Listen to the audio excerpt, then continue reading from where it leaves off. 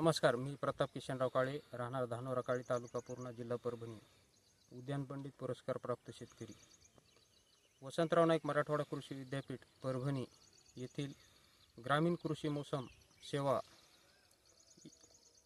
यांच्या माध्यमातून जे शेतकऱ्यासाठी मॅसेज दिले जातात किंवा हवामानातील अंदाज दिला जातो, तर त्या अंदाजानुसार मी माझ्या शेतीमध्ये नियोजन करतो. येथील विभाग प्रमुख श्री कैलास डाकोरे सर यांच्या मार्गदर्शनाखाली मी गेले 2 वर्ष झालं माझ्या शेतीमध्ये नियोजन करतो आणि त्यांचा सल्ला मला योग्य ठरला. पुढील येणाऱ्या काळातसुद्धा मी त्या सल्ल्यानुसारच नियोजन करणार आहे.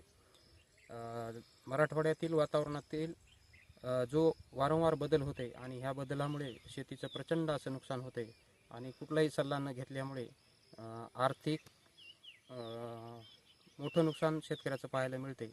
परंतु हे आर्थिक नुकसान टाळण्यासाठी कृषी मोसम सेवा योजनेअंतर्गत श्री डाकोरे सरांनी योग्य सल्ला शेतकऱ्यासाठी देण्याचा नेहमीच प्रयत्न केला आहे आणि त्याचा मलासुद्धा निश्चितच फायदा झाला आहे. यावर्षी पाऊस सुरुवातीलाच बारीक म्हणजे साधारणतः पडला आणि बऱ्याच शेतकऱ्यांनी पेरण्या केल्या, परंतु डाकोरे सरांनी सांगितलं की 100 mm पाऊस झाल्याशिवाय पेरणी करू नका आणि ती 16 जूनच्या दरम्यान चांगला पाऊस झाला आणि ते पाऊस झाल्याच्या नंतर आम्ही 17 ते 18 जूनला पेरणी केली आणि आज तुम्ही पाहताय की हे पीक असं सुंदरसं छान आहे.